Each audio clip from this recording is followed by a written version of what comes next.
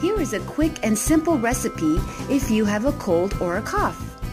Hi, my name is Pat. Ciao, sono Patrizia, and I wanted to share with you my recipe.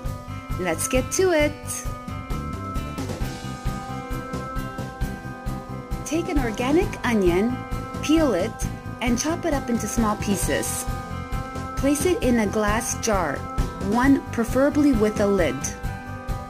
I love the Rog organic honey. This is the brand that I use. It's from Dutchman Gold. Add the raw honey to the onions and stir well. You can add garlic and ginger if you wish.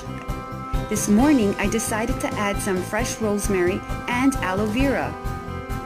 Wait 6 hours and then the juices will marry. Eat a teaspoon of this amazing all-natural syrup. You can take this every 6 hours. Please note that this is not for babies.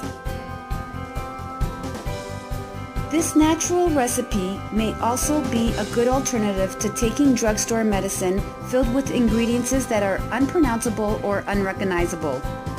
Thank you for watching this video, and I hope that I have inspired you to try out my recipe.